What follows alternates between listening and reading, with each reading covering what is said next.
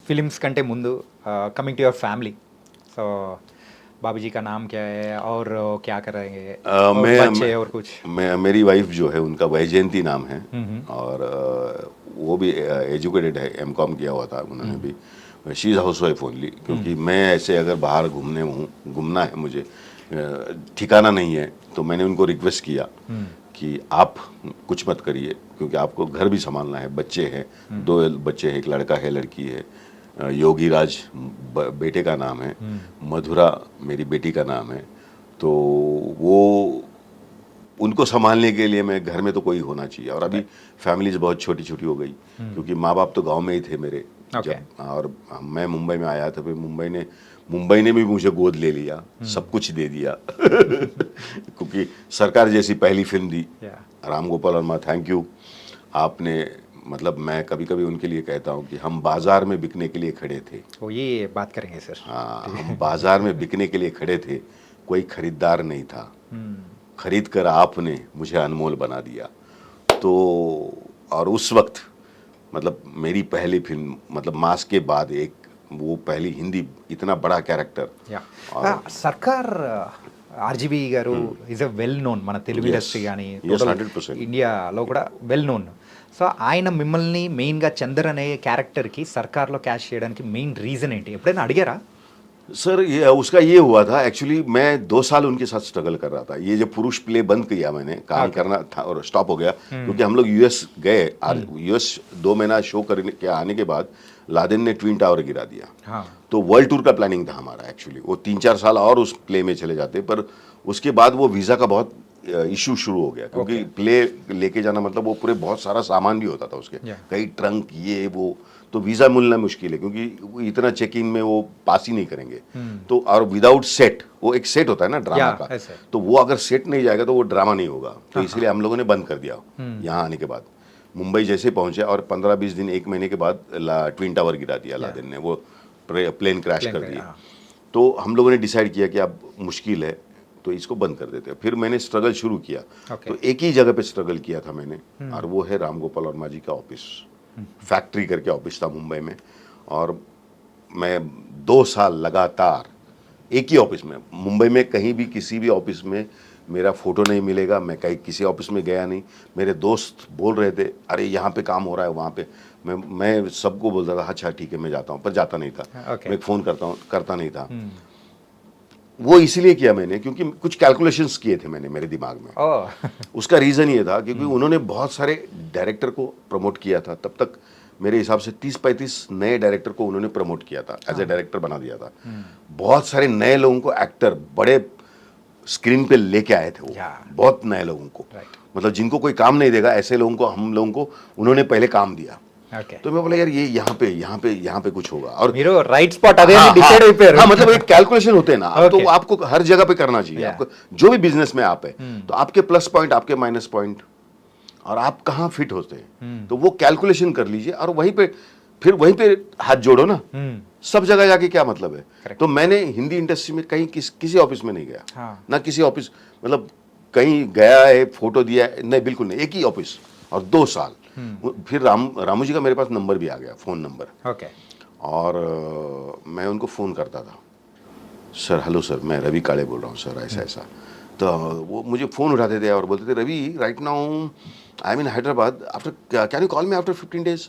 मैं अलार्म लगा के 15 डेज के बाद फ़ोन करता था। अगर 1 तारीख को फ़ोन किया है, 15 तारीख को कॉल करता। और ऐसे मैंने 10-12 बार फ़ोन किया, तो 1-1.5 साल गया उसमें। और वो सेकंड फ़ोन करने के बाद sir Ravi right now nothing is there, call me after 1 month ना। तो मैं 1 महीने के बाद फ़ोन करता था। तो ऐसे 12-15 बार हो गया।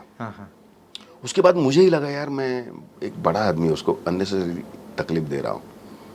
वो फ़ोन डिलीट कर दिया मैंने। फिर मैं बोला नहीं, हाँ डिलीट कर दिया। मैं बोला कुछ और तरीका ढूंढते हैं अभी, ये वेपन है ना, ये काम का नहीं है फ़ोन करना, तो एक कुछ नया वेपन निकालते हैं। ऐसा सोच रहा था। तो उतने में मेरे पास एक फिल्म आई उनकी।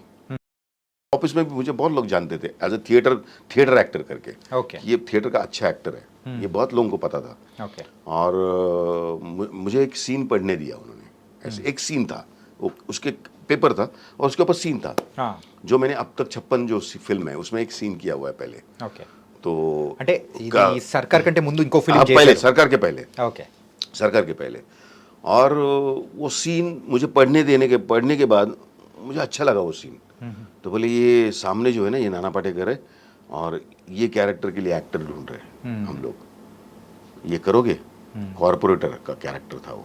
ఓకే तो मैंने सीन पढ़ लिया था, एक्टर का सीन था, और मेरा कॉल सिस्टम फेल हो गया था। आरजीवी के साथ जो कॉल पे मैं स्ट्रगल कर रहा था वो फेल हो गया था। इतने में ये सीन आ गया। मैंने सोचा यार ये मौका है ఓకే ऑफिस में जाने का भी। एक उनके ऑफिस में अगर एक फिल्म करूंगा, एक सीन भले, हाँ। तो एक और 4 लोग पहचान के हो जाएंगे। तो उस जमाने में क्या था, सिक्योरिटी गार्ड जो होता था ना ऑफिस के बाहर, वो फोटोज लेता था आपका। तो मैं बोला एटलीस्ट फोटो सिक्योरिटी गार्ड नहीं, अंदर जाके दे सकता हूँ मैं, अंदर 4 लोगों के साथ बात कर सकता हूँ। Okay. तो अंदर जाने का रास्ता बनेगा मुझे। तो मैं बोला यार करना तो नहीं था, वो एक सीन नहीं करना था, कुछ अच्छा करना था। हाँ। क्योंकि थिएटर किया था 10-12 साल थिएटर, लास्ट प्ले बहुत आप experience है ना तुम्हारे बहुत पास? एक्सपीरियंस। हाँ मतलब आप सोच लीजिए ना, नाना पाटेकर के साथ मैं परफॉर्म किया, Chandrakant Gokhale is a legend actor, yeah उनके साथ परफॉर्म किया। तो मतलब अब सोच बड़ी हो गई थी, ఓకే पर अब चॉइस नहीं था, क्योंकि आपके पास कोई गॉडफादर नहीं है। तो कैसे तो घुसना है, अभी रास्ता तैयार करना है। Okay. तो वो सीन आया, मैं बोला यार कर देते हैं। मैं बोला हाँ मैं कर लेता हूँ। और वो एक सीन कर दिया मैंने। वो 2 घंटे में शूट कंप्लीट हुआ, नाइट शूट था, कॉर्पोरेटर का कैरेक्टर, और नाना ही सामने थे, उनके साथ थिएटर कर चुका था मैं, प्ले कर चुका था। అసలు ఆ ఫ్రెండ్షిప్ ఉంది हाँ కాబట్టి ఈజీగా तो हाँ तो ईजी हो गया था वो। और वो एडिट करने, वो सीन एडिट करने मेरा लक अच्छा, आरजीवी बैठ गए। ఓకే और वो बाद में ये कहानी उन्होंने मुझे सरकार के सेट पे बताई ఆహా. कि रवि मैं तेरे को एक्टर ही नहीं समझता था, पर मैं अब तक 56 का तेरा सीन एडिट करने बैठ गया और सामने देखा तू है। ఓకే और वो मुझे नाम से जानने लगे थे कि इससे बचना है, ఓకే ये जो एक स्ट्रगलर है, जो नॉन एक्टर है और ये बहुत टॉर्चर कर रहा है, इससे बचना है। इसलिए नाम याद किया था, रवि काले। రవి కాలే मतलब इसको अवॉइड कैसे करना है मालूम नहीं उनको अब, पर हाँ। तो एडिट करने बैठे, वो शॉक हो गए। वो सरकार के सेट पे बताया उन्होंने मुझे कि रवि आई वाज शॉक कि यार जिसको मैं एक्टर नहीं समझता था, हाँ इज अ गुड एक्टर। क्योंकि कितने टेक है वो भी था उसमें, Right. एडिटिंग में कितने टेक है, कि 1 टेक है, 2 टेक है, 4 टेक है, जो भी है। तो उसमें बहुत ज्यादातर 1 टेक थे। ఓకే उनको वो भी समझ में आ गया कि बंदा मतलब 1 टेक में कर रहा है, యా और वो भी लीजेंड एक्टर के सामने, नाना पाटेकर जैसे, बराबर। तो उन्होंने डिसाइड किया, सरकार की स्क्रिप्ट रेडी थी उस वक्त, मुझे सरकार के सेट पे बता रही है कि मैंने डिसाइड किया, मुझे सरकार का चंदर मिल गया। ఓకే कट टू, वो एडिट करके 2-4 दिन के बाद वो हैदराबाद पहुंचे। हैदराबाद आने के बाद नागार्जुना सर उनका जो नया प्रोजेक्ट चल रहा था वो दिखाने के लिए लेके गए। वो भी मास था, ఓకే और मास का मेरा ही सीन रेडी था, मेरा ही पोर्शन रेडी था with action, yeah Rahul Dev के साथ। हाँ तो वो देखा उन्होंने, तो बोले ये यहाँ तक पहुंच गया है, ये नॉन एक्टर यहाँ तक पहुंच गया है। तो वो तो मतलब एकदम मतलब स्टैंप लग गया अभी तो, कि नहीं कंफर्म, नाउ कंफर्म। और डबिंग तक कर चुका था मैं, ఓకే और वो डब साउंड भी सुनाया उन्होंने। तो कंफर्म हो गया। ये मुझे सरकार के सेट पे बता रहे रहा मुझे, ఓకే बोले Ravi I was really shocked. और मैं पहली बार फेल हो गया एक एक्टर को पहचानने में, क्योंकि तू तेरी नॉर्मल लाइफ में तेरी बॉडी लैंग्वेज ऐसी नहीं लगती है कि तू मतलब इतना कुछ एक्टिंग कर सकता है, इतना कुछ परफॉर्म कर सकता है। मैंने उस दिन मैंने बोला सर पूरी 24 घंटा मैं एक्टिंग करूंगा तो मेरे अंदर का एक्टर मर जाएगा सर। तो ऑन स्क्रीन ही रहने दो ना उसको। नॉर्मल लाइफ में मैं कौन हूँ, तो मैं एक किसान हूँ, एक किसान का बच्चा हूँ, राइट और जो कुछ करना चाहता है वो शहर में आ गया है, पर वो फंस गया है यहाँ पे, क्योंकि ही इज नॉट हैप्पी। क्योंकि जो होता है ना, गांव का एक आदमी आता है शहर में, तो वो थोड़ा सा चक्कर खा जाता है। ఏంటంటే చుట్టూ ఉన్న సరౌండింగ్స్ కూడా हाँ, డిఫరెంట్ मतलब గా అనిపిస్తుంది उसके అర్థం लिए కాదు और यहाँ पे कोई किसी का नहीं है, शहर में नॉर्मली कोई किसी का नहीं है। Yeah. और ये सच्चाई भी है, मतलब ये कोई ये नहीं, क्योंकि हर कोई अपनी लाइफ में बिजी है, हर कोई अपनी दौड़ में बिजी है, तो किसी के लिए टाइम नहीं है। तो ये सच्चाई है। सच है गांव में क्या होता है, गांव में अलग चीज है। मतलब उस वक्त, अभी भी गांव भी चेंज हो गया, पर हमारे टाइम में मतलब आपको गांव में अगर आपके घर में कोई नहीं है तो बाजू का घर वाला खाना देगा। हाँ मतलब एक सिस्टम अलग था वो ये। कि अरे तेरे घर में कोई नहीं ना, हाँ तो आ जा इधर खाना खा ले। हाँ मेहमान आ गया तो पहले उनको खाना खिलाएंगे, अगर नहीं है तो खाना बनाना शुरू हो जाता है, नहीं नहीं अभी बातें करो खाना हो जाएगा खा लेंगे। तो अब ये शहर में तो है नहीं है, शहर में तो चाय भी नहीं पूछता है कोई किसी को, किसी के पास टाइम ही नहीं है मतलब तो ये और ये फिर वो जो जर्नी है ना, हाँ मतलब बीच में रह गया था अपना, मतलब एक्टर बनने का सोचने के बाद सरकार या मास या अब तक 56 तक का, वो बहुत खतरनाक था। क्योंकि उस दौरान सारे रिश्तेदार उनको लगता था कि ये पागल हो गया है। बहुत मुश्किल है ना। बहुत मुश्किल। सारे दोस्त मेरे स्कूल के में दोस्त, कॉलेज के दोस्त जो थोड़ा कमर्शियल माइंडेड होते हैं ना, वो हाँ। टूट गए। ओ वो कंपैरिजन करेंगे। हाँ कंपैरिजन, वो कितना मेरे से आएगा। दूर चले गए। या और एक जगह तो आपको बताने में मुझे कोई शर्म नहीं आएगी सबके सामने, क्योंकि ये पर ये मेरी एसेट है। ये सारा जो मेरे साथ हुआ ना, हाँ। जो वो लोगों ने struggling life बिहेव में, किया like, मेरे हाँ। साथ स्ट्रगलिंग लाइफ में, वो मेरी एज एन एक्टर मेरी एसेट है वो। या क्योंकि जब भी आपके पास जिंदगी में कोई प्रॉब्लम आता है ना, वो आपको सिखा के जाता है। जब अच्छे दिन आते हैं ना, वो दिन आपको बिगाड़ते हैं, या बराबर। तो बुरे दिन आपको हमेशा लेसन देते हैं। राइट। तो उन दिनों ने मुझे, वो 12 साल ने बहुत बहुत दुनिया समझाई, या इंसान को पढ़ना सिखाया, समाज को पढ़ना सिखाया, और अपने आप को उसमें से उभर कर कैसे आगे लेके जाना है। या क्योंकि नहीं तो आप डिप्रेशन में चले जाते हैं। तो अपने आप को आगे कैसे लेके जाना है, वो माइंड आपका सेटल कैसे रखना है। तो ये सारी चीजें उस 12 साल ने सिखाई ओके। और यहां तक पहुंचा दिया। तो एक बार तो ऐसा हुआ था, मेरा एक दोस्त, नाम नहीं लूंगा किसी का, Okay. आज भी दोस्त है मेरा वो। आज भी सिनी इंडस्ट्री, हाँ मूवी नहीं इंडस्ट्री। नहीं, वो पुलिस ऑफिसर है, ओके अभी रिटायर हो गया है। ओके। उसने खाना खाने बुलाया। मतलब मेरा एक दोस्त था साथ में, मिलिंद गुना जी करके एक्टर है, हम दोनों मिले थे। और उस जमाने में मिलिंद गुना जी स्टार बन चुके थे। फरेब करके फिल्म आई थी हिंदी में, उसमें वो गाना था, ये तेरी आंखें झुकी झुकी, ऐसा। और वो मिलिंद उस गाने पे डांस ऐसा, Okay. मिलिंद स्टार बन गया था। तो एक्चुअली मेरे वो दोस्त से मिलिंद की मैंने पहचान करा दी थी। तो अब वो स्टार है। ओके। तो मिलिंद को एक्चुअली फोन आया, वो मेरे दोस्त का, मेरे गांव का दोस्त, मेरा स्कूल का दोस्त, कॉलेज का दोस्त, घर में एक दूसरे के घर में आना जाना था, खाना खाया था दोनों ने एक दूसरे के घर में। अब उसने मिलिंद को फोन किया, तो उसने बोला रवि भी मेरे साथ है। तो मैं गया। मतलब एक्चुअली निमंत्रण जो था, आमंत्रण जो था, इनविटेशन थी, वो मिलिंद को थी, मैं तो साथ में था। ओके तो हम चले गए बैंड्रा से जुहू, ओके। एक पब में लेके गया, वहाँ थोड़ा डांस वांस किया वो लोग।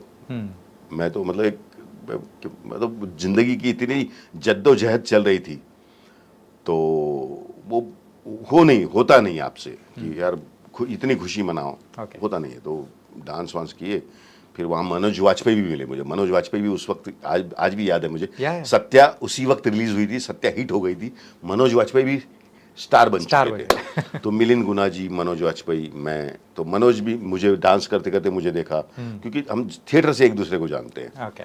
तो मनोज भी, ए रवि यार आजा तू डांस कर ले। मैं बोला नहीं यार मनोज, आप लोग स्टार है यार, मैं कौन हूँ मतलब ऐसी ही भीड़ में, मतलब होता है ना बेगानी शादी में अब्दुल्ला दीवाना तो मैं तो नहीं, तो मैं गया, थोड़ा ऐसा ऐसा किया, वापस आ गया।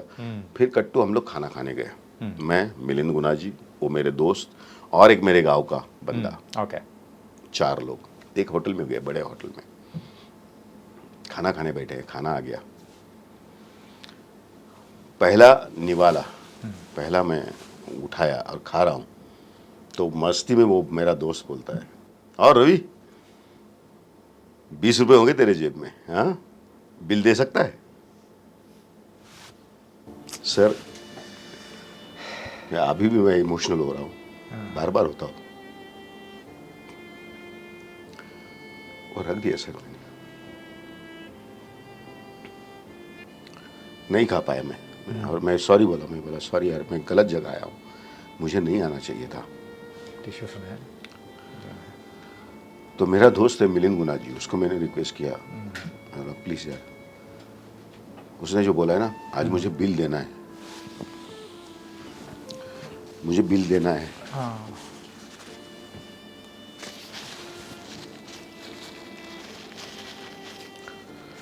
मेरे पास तो पैसा नहीं है, प्लीज़ मुझे हेल्प कर ले आज। कब दूंगा मालूम नहीं। मिलिंद से पैसे लिए, वहाँ पे रखे टेबल पे, बगैर खाना खा के मैं भी उड़ गया, मिलिंद भी उड़ गया और चले गए।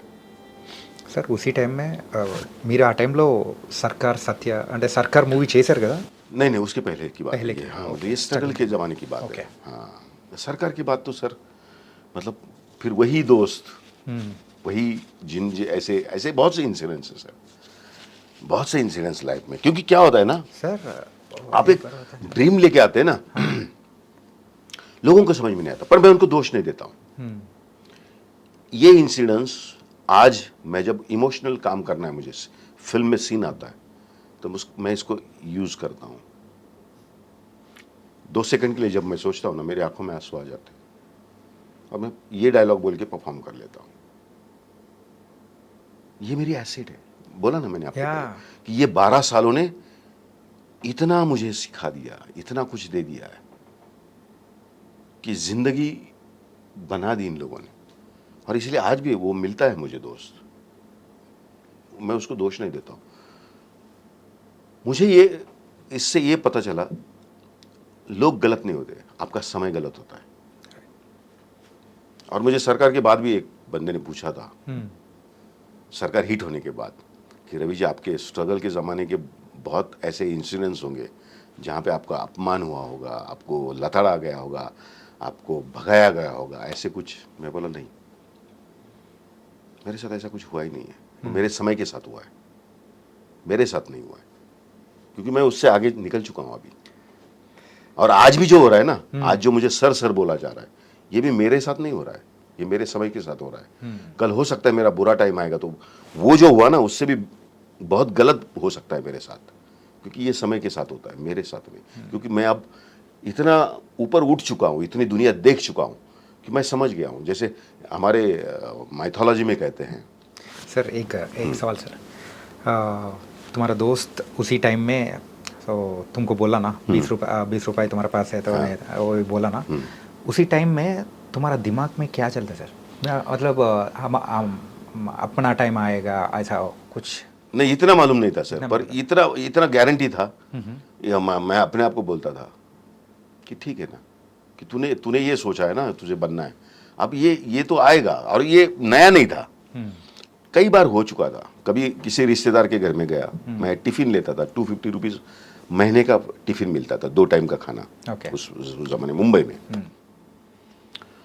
तो 2 टाइम का खाना ही मिलता था, तो मैं चाय भी नहीं पीता था उस जमाने में। అంటే అప్పుడు 2 పూట్లే हाँ, 2 टाइम खाना खाना है, no breakfast, no in between कुछ, क्योंकि पैसे नहीं हुआ करते थे। और एक सपना लिया था आपने, एक मिशन पे थे ना आप, तो वो मिशन था।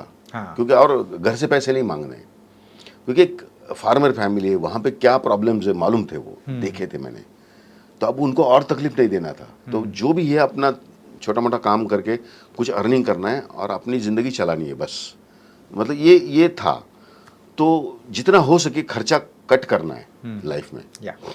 मतलब कभी कभी ऐसा भी होता था कि बस से जा रहे हैं, तो एक 10 रुपये का टिकट है, और 2 स्टॉप पहले उतर गए अगर, तो 5 रुपये टिकट है, तो बस 5 रुपये का टिकट निकालना है, 2 स्टॉप पहले उतरना है, बाकी दो स्टॉप चल के जाना है, फिर 5 रुपये बचाने हैं, क्योंकि जाने के टाइम वापस वो 5 रुपये इस्तेमाल होंगे, वहाँ पे जाके बस पकड़ना है। वो करना पड़ता है, वो कोई बड़ी बात नहीं, मुझे लगता था ऐसा, क्योंकि उस वक्त अच्छा भी लगता था। मतलब ऐसा कोई मैं बहुत त्याग कर रहा हूँ, सैक्रिफाइस कर रहा हूँ, ऐसा नहीं लगता था।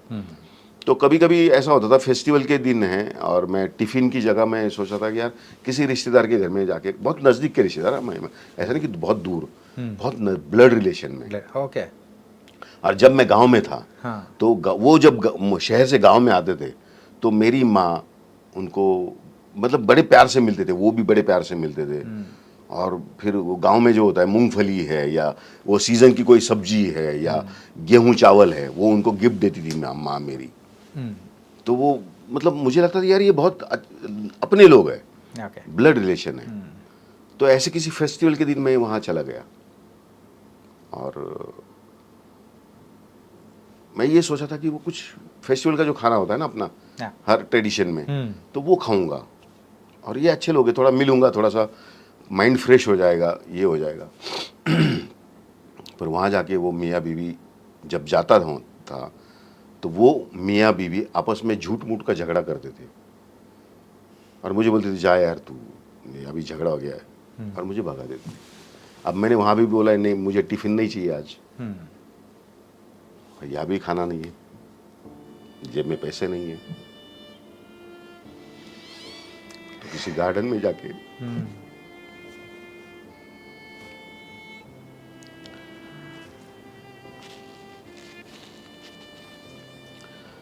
पर वो दिन मुझे सिखा गए, बहुत कुछ सिखा दिया एज एन एक्टर। मैंने उसका इस्तेमाल किया एज एन एक्टर। अब जब ऐसे सीन आते हैं ना ऐसे, या ये टाइप के या ये साइड के, दोनों साइड के, मतलब विलन भी करने के टाइम वो विलन ही था ना, ये दोनों सीन में विलन भी है, मतलब हीरो भी है विलन भी है। तो अब दोनों करना है, तो मेरे लिए दोनों इजी हो गया, क्योंकि मैंने लाइफ में जिया है वो। तो मैं जब भी हम एक्टिंग करते हैं तो रियल कितना हो सकता है कि ऑडियंस के हुस्बम्स आने चाहिए, ऐसा परफॉर्म करते हैं। और अभी बाला सर के साथ जो फिल्म कर रहा हूँ उसमें आप देखेंगे अभी ऐसे सीक्वेंस। हाँ, बाला सर के साथ तमिल मूवी, बॉबी डायरेक्टर है, वो आने वाली है जनवरी में, अनाउंस भी हो गया है, जनवरी में आ जाएगी करके, NBK 109। तो उसमें मैं पहली बार तेलुगु ऑडियंस के लिए बालकृष्ण गारी हाँ, movie, okay, Balkrishna okay, Balkrishna गारी मूवीलो, हाँ, नाइस। तो उसमें वो जो कैरेक्टर है, अगेन मैं जो हूँ किसान, ओके, ऐसा कुछ है, आप देखेंगे तो उसके लिए फिल्म देखना पड़ेगा। బాబీ గారు అండ్ బాలకృష్ణ గారు ఇద్దరు కాంబినేషన్ అంటే బాగా పెద్ద మూవీ. మీకు నచ్చిన క్యారెక్టర్ అది కూడా ఏంటంటే ఫార్మర్ క్యారెక్టర్. हाँ, मतलब एक है बहुत इमोशनल है, और बहुत बढ़िया कैरेक्टर है, और करने में बहुत मजा आ रहा है। अभी भी शूटिंग है, अभी शूटिंग चल रही है इन बिटवीन। आज छुट्टी है तो आपको मिलने आया हूँ। Thank you sir.